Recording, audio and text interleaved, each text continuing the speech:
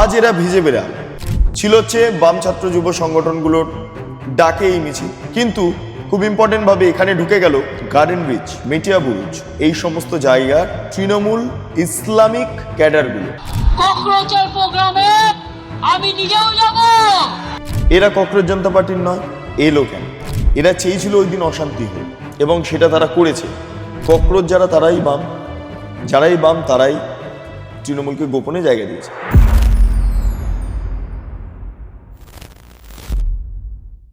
আজ এরা ভিজে বেড়াল। আজকে পুলিশ এদের হাফ প্যান্ট পরিয়ে খালি পায় যেখানে ঘটনা ঘটেছে সেইখানে নিয়ে গিয়ে ঘটনা পুনর্নির্মাণ করায়। আজকে একাধিক প্রশ্ন করেছে সাংবাদিকরা, কারা আপনারা, কোথা থেকে এসেছিলেন, কেন আপনারা মিডিয়ার গায়ে হাত দিয়েছিলেন? মুখে কুলু পেটেছিল, তারা কেউ কোনো মন্তব্য পেশ করেনি। 5 জনকে আজকে ধর্মতলার ডোরিনা ক্রসিং ওই চত্বরে আনা হয়েছিল এই কারণকে সামনে রেখে যে সেদিনকার কেন এরা ওই অংশে এসেছিলেন, ওই মিছিলে এসেছিলেন। কারণ ওই মিছিলটা প্রথমত জেনজিদের মিছিল, ককরোচ জনতা পার্টির ওখানকার প্রচুর লোকজন ঢুকে গিয়েছিল। ছিল হচ্ছে বাম ছাত্র যুব সংগঠনগুলোর ডাকে এই মিছিল, ধর্মেন্দ্র প্রধানের পদত্যাগের পক্ষে দাঁড়িয়ে মিছিল, নিট পরীক্ষায় প্রশ্ন ফাঁসের বিরুদ্ধে মিছিল। কিন্তু খুব ইম্পর্টেন্ট ভাবে এখানে ঢুকে গেল খিদিরপুর, গার্ডেন রিচ, মেটিয়া বুরুজ, রাজাবাজার, এন্টালি, এই সমস্ত জায়গার তৃণমূল ইসলামিক ক্যাডারগুলো, যেগুলো জিহাদিও বটে। এবং তারা কি করলো? তারা ঢুকলো মিছিলে, ঢুকে গিয়ে পুলিশের ওপর আক্রমণ করলো, পুলিশকে ঢিল মারলো, সাংবাদিকদের ওপর গদি মিডিয়া বলে আক্রমণ করলো, সাংবাদিকরা আক্রান্ত হলেন, মহিলা সাংবাদিকরা শ্লীলতাহানির শিকার হলেন এবং তারপর পালিয়ে গেলেন। ভিডিওগুলো মুখ্যমন্ত্রীর কাছে গিয়ে পৌঁছায়। এরা যে ঘটনাগুলো ঘটিয়েছে সেগুলো মুখ্যমন্ত্রীর কাছে গিয়ে পৌঁছায়। প্রচুর ভিডিও ফুটেজ সংগ্রহ করে এদেরকে চিহ্নিত করা হয়। তারপর বিভিন্ন জায়গা থেকে এদেরকে গ্রেফতার করা হয়েছে, যার মধ্যে অন্ডাল থেকেও গ্রেফতার করা হয়েছে। আজকে 5 জনকে গ্রেফতার, প্রায় 13 থেকে 14 জনের মতো হয়ে গিয়েছেন, কিন্তু 5 জনকে বিশেষ করে আজকে যেখানে ঘটনাটা ঘটেছে সেখানে এনে ঘটনা পুনর্নির্মাণ করা হয়। এবং তারা হাফ প্যান্ট পরেছিল, খালি পায়ে ছিল। তাদের মধ্যে নামগুলো আমি বলবো: মোহাম্মদ মঈনুদ্দিন, সালমান, আফরোজ, আলমগীর আর খালিদ রেজা।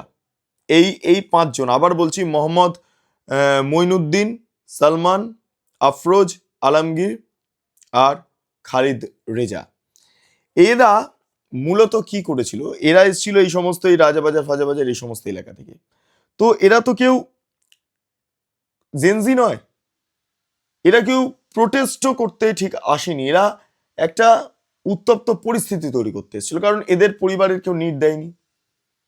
এরা কেউ জেনজি নন, এরা বেকার বেকার প্রোটেস্ট করতে নেমেছিল, বিরোধিতা করতে নেমেছিল। নেমে দেখে দেখে মিডিয়া দেখে দেখে মারধর করা, পুলিশ দেখে দেখে মারধর করা। এইটা ঠিক ওই জেহাদি কালচারটা।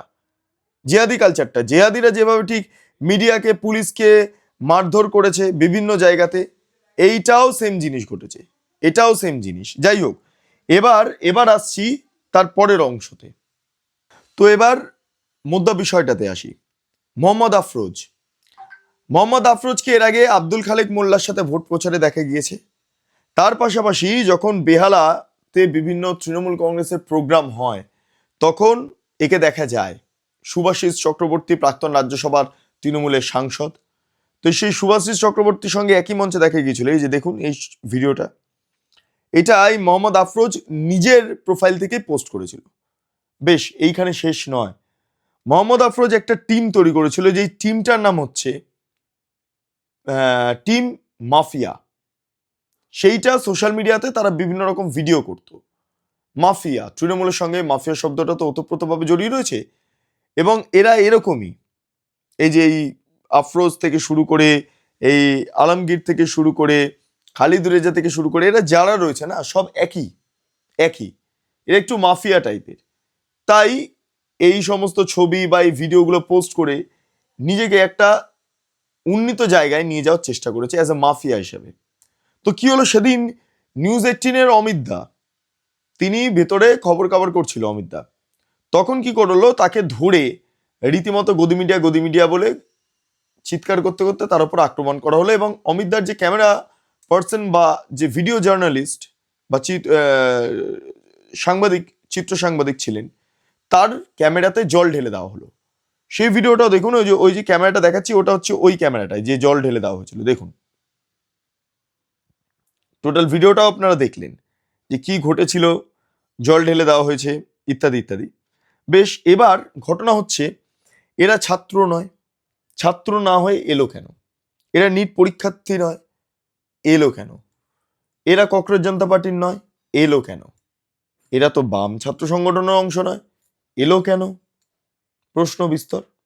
এখানেই জানিয়ে রাখি, মমতা বন্দ্যোপাধ্যায় বলেছিলেন যে সমস্ত দলমত নির্বিশেষে যাতে আমরা একসাথে কাজ করি সেটা নিশ্চিত করতে হবে, বামেদেরও আহ্বান করছি। বামেরা এখান থেকে অক্সিজেন পেয়ে যায়। গেল, মমতা বন্দ্যোপাধ্যায় বলেছিলেন যে ককরোচের সঙ্গে বা ককরোচের যে কর্মসূচি সে কর্মসূচিতে অংশগ্রহণ করবেন। যাই হোক, কি বলেছিলেন একবার শুনে নিন, তারপরে বলছি বাকিটা। দরকার হলে ককরোচের প্রোগ্রামে আমি নিজেও যাব, কারণ আমাদের সমর্থন প্রথম থেকেই ছিল, আছে এবং থাকবে। শুনলেন, ককরোচের সভাতে অংশগ্রহণ। যাই হোক, এবার এখানে মমতা বন্দ্যোপাধ্যায় যখন বলেছেন ককরোচের সভাতে অংশগ্রহণ, তাই এই তৃণমূল কংগ্রেস করা এই মোহাম্মদ মঈনুদ্দিন, সালমান, আফরোজ, আলমগীর, তারপরে খালিদ রেজা, এরা কি করলো?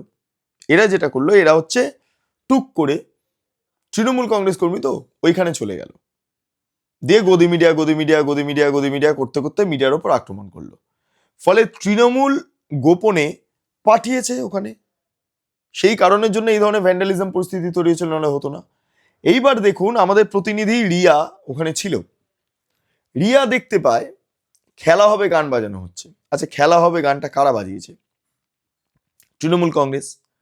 খেলা হবে গানটা বাজানো হচ্ছে, শুনে নিন একবার, ওই দৃশ্যটা দেখে নিন। हम लोग किस गाने पे डांस किए? खेला होबे में खेला होबे खेला হবে? খেলা হবে, এটা তো তৃণমূলের গান। एजुकेशन के साथ खेला खेल रहे हैं हम लोग का एजुकेशन के साथ खेला खेल रहे हैं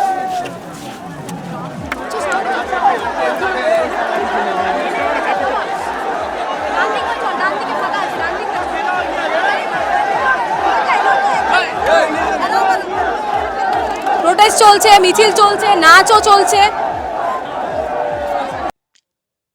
খেলা হবে গানটা বাজানো হলো, ফলে বোঝাই যাচ্ছে তৃণমূল কংগ্রেসের একটা প্রত্যক্ষ ইনফ্লুয়েন্স ওখানে রয়েছে।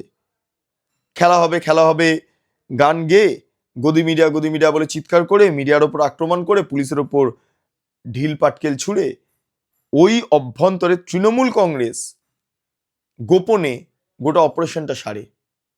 আর বামেরা বলছে বিজেপি পাঠিয়েছে। কিন্তু বিজেপি যদি পাঠিয়ে থাকে তাহলে এই যারা অ্যারেস্ট হচ্ছে এরা তৃণমূল করে কেন? তার উত্তর নেই, তার উত্তর একদমই নেই। এরা চেয়েছিল ওই দিন অশান্তি হোক, এরা অশান্তি করতে চেয়েছিল, এরা ঝামেলা করতে চেয়েছিল এবং সেটা তারা করেছে। আজকে সংবাদকর্মী যারা রয়েছেন তারা আজকে প্রতিবাদ করেন ওই চত্বরে যেখানে তারা প্রহৃত হয়েছিলেন, যেখানে তারা মার খেয়েছিলেন। এর আগে প্রেস ক্লাবও করে, সেই দৃশ্যটা পরপর দেখতে পাচ্ছেন। যাই হোক, আজকে যখন এই মোহাম্মদ আফরোজকে প্রশ্ন করা হচ্ছে আপনি কি স্টুডেন্ট, আপনি কি পরীক্ষা দিয়েছিলেন, আপনি কি ওর সাথে জড়িত, তার সাথে জড়িত, তখন মুখ চুপ করেছিল, কোনো কথা বলছিলেন না। ব্যক্তি বিরুদ্ধে গুন্ডা দমন আইনে ব্যবস্থা নেওয়া হচ্ছে, আবারও বলছি গুন্ডা দমন আইনে ব্যবস্থা নেওয়া হচ্ছে। এই প্রত্যেক কজন যারা অ্যারেস্ট হয়েছে তাদের প্রত্যেকের বিরুদ্ধে গুন্ডা দমন আইনে ব্যবস্থা নেওয়া হবে। যা যা ক্ষতি করেছে, আক্রমণ করেছে, প্রত্যেককে 3rd ডিগ্রি দেওয়া হবে। পুলিশ নিজের মতো করে গোটা বিষয়টা দেখবে। তাহলে কি বোঝা গেল? আলটিমেটলি এইটুকু দেখে নিন, ককরোচ যারা যারাই বাম তারাই তৃণমূলকে গোপনে জায়গা দিয়েছে। আর তৃণমূল ঢুকে গিয়ে যখন ভ্যান্ডালিজম করছে তখন এই বামেরা বলছে এটা বিজেপি লোক ঢুকিয়ে দিয়েছে। বিজেপি লোক ঢুকিয়ে দেওয়া মানে তাহলে ব্যাপারটাকে বিজেপির দিকে ঠেলে দেওয়া, কিন্তু আদৌ কি তাই তো নয়, সত্যিটা অন্য কথা বলছে। ফলে যা ইচ্ছে তাই থিওরি তৈরি করে এভাবে সাংবাদিকদের মারধর করে, সাংবাদিকদের বিরুদ্ধে ষড়যন্ত্র করে গদি মিডিয়া বলে পার পাওয়া যাবে না।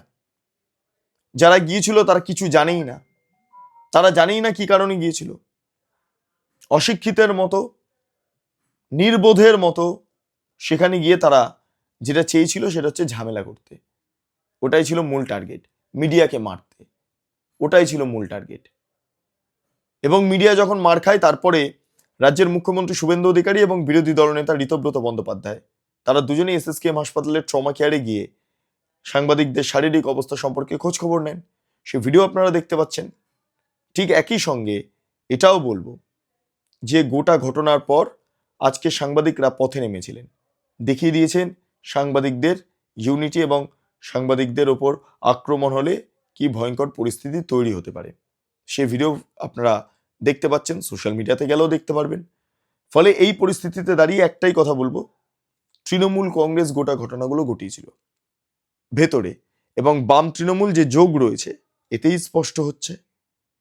স্পষ্ট হচ্ছে। ফলে মাঝখানে বিজেপিকে টেনে সিপিএম যতই ঢাকার চেষ্টা করুক, এসএফআই যতই ঢাকার চেষ্টা করুক যে গোটা ঘটনা যারা গুন্ডামি করেছে তারা বিজেপির, সত্যিটা সত্যিই থাকে, মিথ্যেটা মিথ্যেই থাকে। শাক দিয়ে মাছ ঢাকা যায় না। যাই হোক, আপনাদের কি মতামত অবশ্যই আপনারা কমেন্ট সেকশনে জানান। আপনারা এতক্ষণ ধরে দেখছিলেন বেঙ্গল লিবার্টি। চ্যানেলটি অবশ্যই ভালো লাগলে লাইক করুন, সাবস্ক্রাইব করুন, শেয়ার করুন, বেল আইকন ক্লিক করুন www.bengalliberty.com। সেখানে ক্লিক করুন, সমস্ত খবর আপনাদের জন্য সাজানো রয়েছে। পাশাপাশি আরও দুটি YouTube channel, Bengal liberty live, Bengal liberty news, সংশ্লিষ্ট দুটি ইউটিউব চ্যানেলে আপনারা প্রবেশ করুন, লাইক করুন, সাবস্ক্রাইব করুন, শেয়ার করুন, বেল আইকন ক্লিক করুন। 3টি social media handle, Bengal liberty Facebook, Instagram এবং এক্স হ্যান্ডেল।